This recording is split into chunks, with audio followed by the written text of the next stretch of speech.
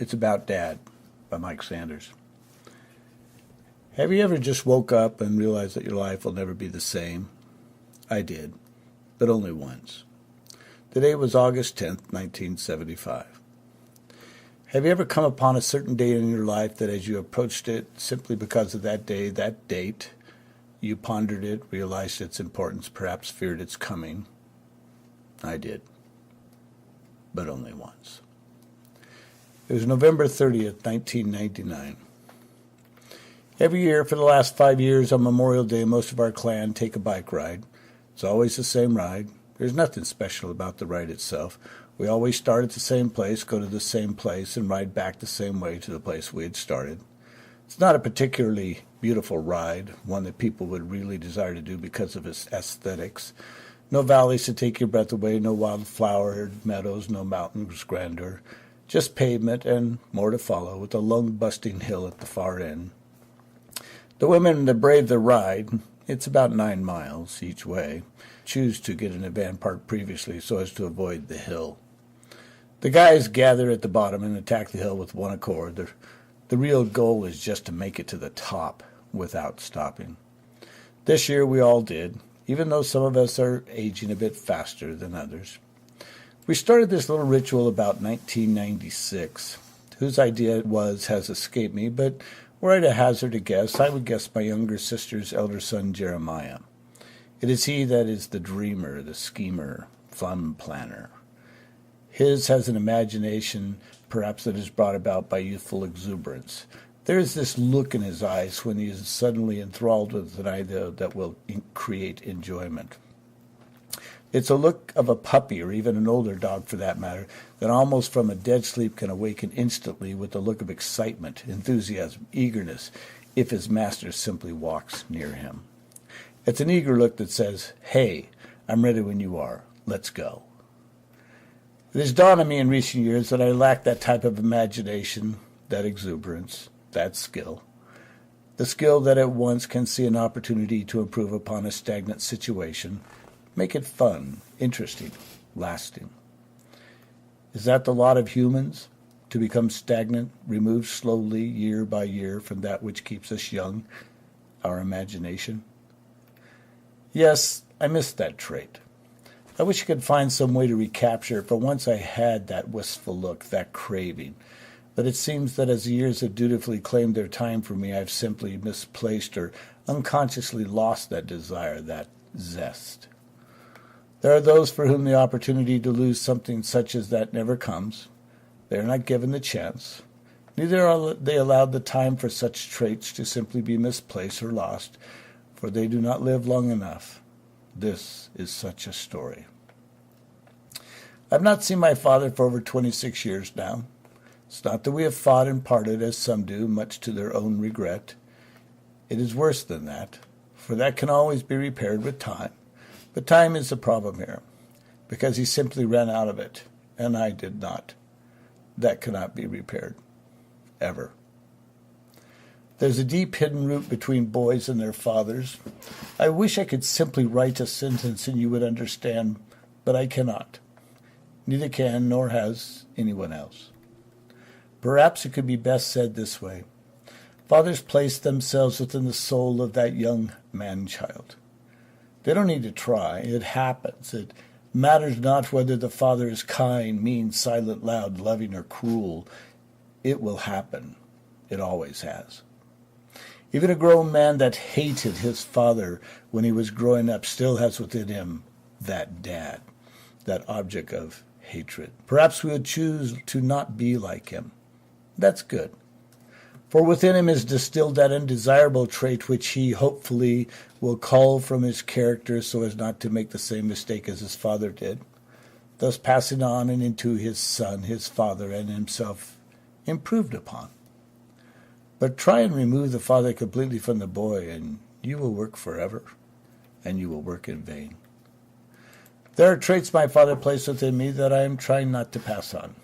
They are not evil, sinful, or even rude. They're probably more cultural than anything. If I were to sit here for a week and think of all the times my father hugged me, simply put, I would waste a week. I can never really remember my father hugging me. And the reason for the lack of memory is not that I have forgotten how loving and kind he was. It is just that he simply did not do it. But then again, none of my uncles ever hugged me either, except Uncle Hinton. Then he only did it to make me yell calf rope as he rubbed my head with his knuckles. Now, I don't believe I'm either better or worse for my father's lack of hugging. As a matter of fact, if I were to sit and remember the times I hugged him, I'm sure I would sit in vain. He also did not say the words, "I love you." It was a given. There was no need. I think that was a cultural trait. Born and raised in New Mexico, they did not do a lot of hugging with the boys. Now the girls, they were always in their laps, sometimes just sitting there looking at us guys like, "You can't do this, nanner, nanner, nanner." Never really bothered me, though. I would just go and wrestle with my brother or friends and not even think twice about it. Didn't even know I was missing something until I met my future wife. Why? Her whole family hugged and kissed and carried on every time we were trying to leave each other. I still remember that first time. It was Thanksgiving, and I had met about a dozen new people, had sat through an unbearably long slideshow from my future father-in-law, had almost starved to death at the huge amount of food they served. They put it all on one card table. At our family Thanksgivings, you couldn't put just the desserts on a measly card table. It would be stacked a foot high and probably crumble from the weight. At the end of the evening, after having been on my best behavior all afternoon, it was finally time to go home, to grab a bite to eat. To my horror, as I opened the door to leave, my future mother-in-law stuck her arms out as if to grab me and keep me in. With hands by my side, I was pulled towards her as she grasped me in her arms and gave me a great big hug. My hands were hanging straight down, wondering where they should be placed. My arms bent slowly at the elbow, and my hands almost touched her waist, but just then the ritual was over. Except it started all over with her father. I was watching his daughter as she bent down to hug him as he sat in the wheelchair he has sat in her whole life. Then I stretched out my hand to give him a manly shake, learned from my southern upbringing. He grasped it, pulled me down towards him, and slung his loose arm around my shoulder and patted me on the back. I'd never in my life been that close to a grown man's face, except when wrestling.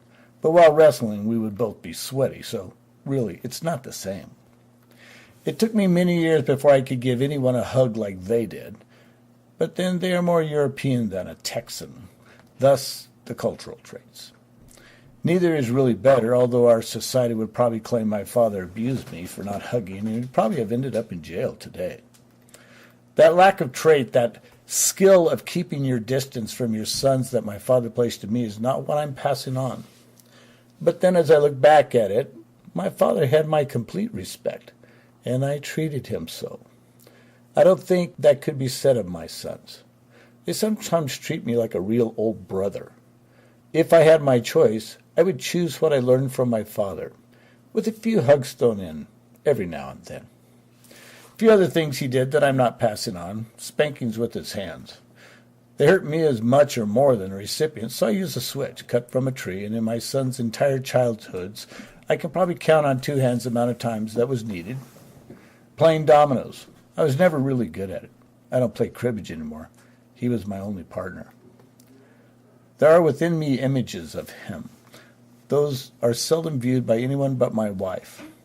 It is she that will come make the observation, "That's just like your dad."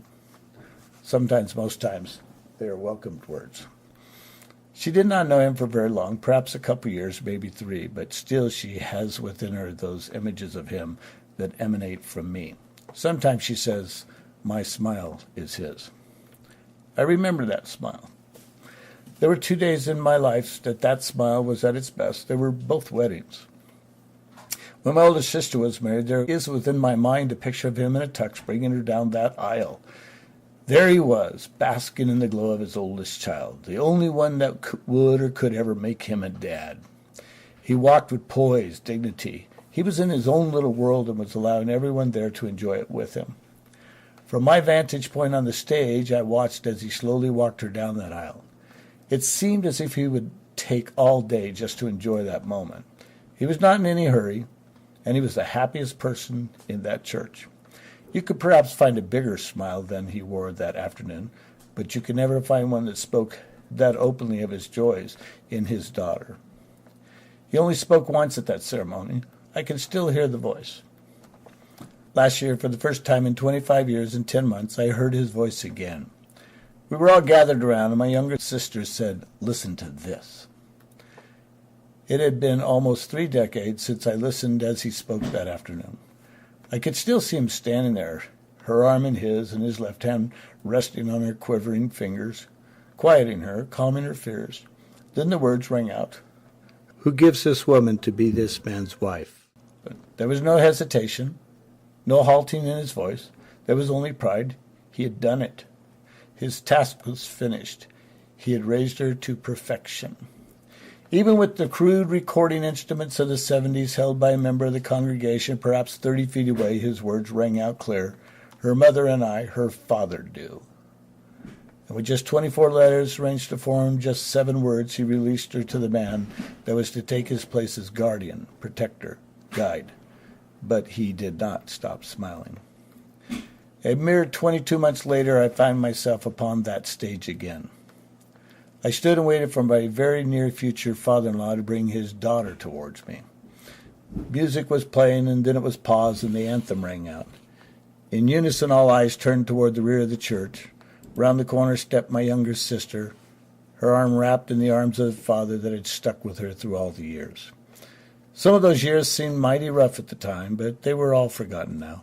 He had no regrets, no sorrow, and no reason to hurry that moment either. And he had that smile. The attention was again diverted to the rear church as my future wife and her father also made their way down the aisle. It was a double wedding. My future brother-in-law, standing a couple of steps to my left, looked as nervous as I. Minister asked the pertinent question, and my father spoke the same words that late afternoon as he had not quite 2 years before. And he was still smiling. He smiled for a long, long time. Remember, as my new wife and I were being driven to the airport, that I spoke of him. My words were, "Have you ever seen my dad smile so much?" She just kind of chuckled and said, "No, it's like he will never stop." It was nice to see him so happy, so proud, so fulfilled. He had fulfilled his role to 3 of his 4 children, 2 in one day. The next one would marry in a mere 2 years. He would not live to see it. That child was his youngest boy. They always seem to hold a special private place in the hearts of fathers. It seems almost unfair that the 2 middle children are not given a place of special importance. The first comes, makes him a dad, then 2 more are added with the desire that there be 4. When that child arrives, it's as if a milestone has been reached. There will be no more desire for others. No more wondering if this is the month. There will be, as it were, a great sigh of relief that the plan has unfolded as desired. The children are here. Now let's raise them. There's a completion in that last child, thus the special place in his heart.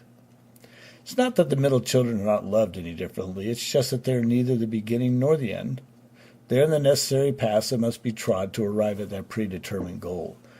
But I never really felt that way. Still don't. He would not allow that type of introspection. For indeed, if he were asked, he would say, it was not true. Mom and Dad celebrated their 25th anniversary that year. We surprised Mom by all the kids arriving from the distant states to show up at the hotel they were staying at in Monterey. The event did have its complications, not the least of which was that youngest child rolled his car a couple times on the freeway while driving to get there. Lord watched over him, though, and he only had a few scratches, though the picture of the car clearly stated that he was dead. Or should have been. It was a good time, eating, laughing, playing miniature golf. Then we all separated and went our own ways again. I'm not sure we were ever all together again. I woke up on August 10th, 1975, realizing that my life would never be the same. The day before, I looked at a beautiful P1800 Volvo sports car. It was a car of my father's dreams, and he'd put that dream in me. I'd been watching the ad in the paper as the price dropped and dropped until finally it was within striking distance of me touching it. And then and only then did I go view the prize. It was everything my father and I had ever dreamed it would be. My young wife loved it too, but there was this little problem of financing. Told my wife I'd call my dad and ask for a loan, and assured her he'd give it to me.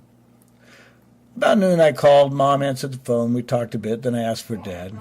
Said he was sleeping but would want to be awakened because of the car and me. Heard her go to the room and loudly wake him up. She came back, told me she thinks she scared him because he leaped into a sitting position and was breathing hard. She was laughing because it seemed so odd a way to wake up. With a curt, "Here he is," she handed him the phone. The conversation was short, to the point. I greeted him. He asked me why the call. I told him I'd found the car of our dreams and was wondering if he'd loan me about $3,000 for about a year so I could buy it. He was never one to just say okay when asked about money. 10 years earlier, I remember him taking me to buy a bike at the hardware store. I was only 12 and had saved almost $35 toward that bike, but in my dad's eyes there was this little problem. The bike cost $42 plus tax. He just looked at me and said, "You're about $8 short, son. Let's go home." It wasn't that he did not have the extra money I needed. It was to make a point. Be careful about debt, son. I learned that lesson in just one Saturday afternoon. 3 weeks later, I bought that bike, and he, out of the kindness of his heart, paid the 82 cents tax, mentioning that he didn't think kids should have to pay taxes. Still, I was grateful. However, on that Saturday in 1975, it was different. He was asking about the car. The seats? Leather, I replied. The paint? Perfect. Engine? Clean, really clean, runs like a dream. The transmission? An automatic. It had it all, and I knew he was wavering. The tide was turning.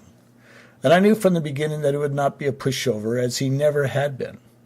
But he had wanted one of these for over a decade now, and here I stood prepared to fulfill his dream through me. Then he said, "I'll think about it and call you back tonight after the softball game." We said our goodbyes. I hung up and just remained sitting on the bed. My wife asked if he said yes. I said, "No, because he just wants me to sweat a bit. I'm pretty sure he would give it to me, though." Then I mentioned that he said he would call me back about 6 or 7 at night. So I started to sweat just to make him happy. I got up and was opening the trailer door when the phone rang. It was him. He said, "Well, I thought I'd put you out of your misery and tell you, yes, I'll loan you the money." It was so unlike him. I could not believe it. For him to call back minutes later just to ease my mind was simply not his style. I was really stunned, wondering what was up. We only talked for moments, and I thanked him, and as we said our goodbyes again for the second time in as many minutes, I spoke words I had not spoken before. I said, "I love you, Dad." They just kind of slipped out. His kind act was not the reason for the affectionate goodbye. My attention was neither on his generosity nor my statement, and even as I spoke the words, I kind of hung in the air. It was so unlike me. His reply was instant. "I love you too, Mike. Goodbye." And he hung up. I chose to believe that his response was out of a heartfelt love for me. Even if he never really did tell me, there was never any doubt that he did. I sat on the bed. Leanne asked me what he said, and I said, "Yes."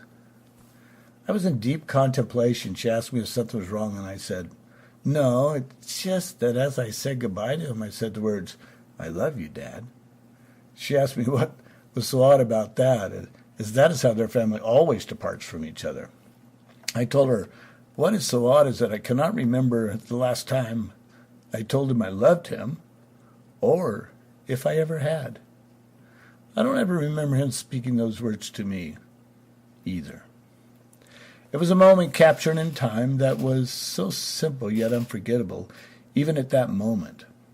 I made a mental note that I would speak those words to him more often. He needed it and deserved it.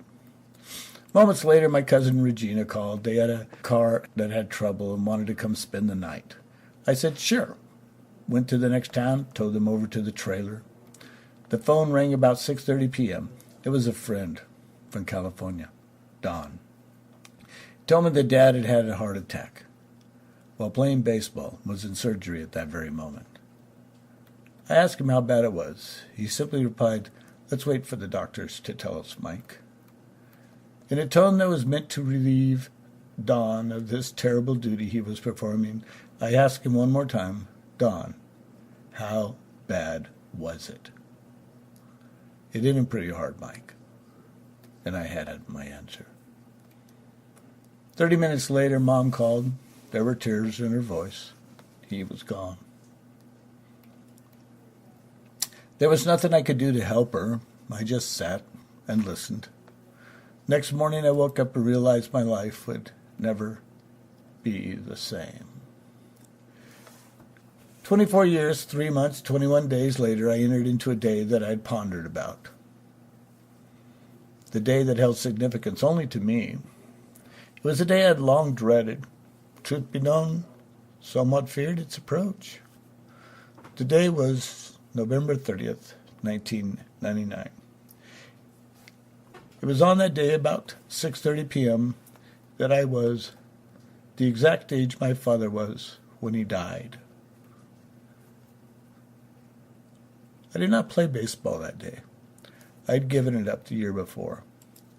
No one knows this until now, but I consciously went out of my way to tell my 3 boys that I loved them. Of course, they replied the same. It's how we are now. It meant a little to them, as I often say that to them, and they to me, making sure they know how I feel instead of making them guess. It's a trait that I learned from my father. It's that deep, hidden root he left within me. They're the last words he spoke to me and me to him. I would hope they are the last words on my lips to them. About that bike ride. At the top of that hill, you make a hard left-hand turn, curl to the right a bit, then turn right at the first intersection, go straight through the next intersection, and about 100 yards later you get off your bike and you gather on the left side of the road, under the willow tree, with all the rest of the family around his grave.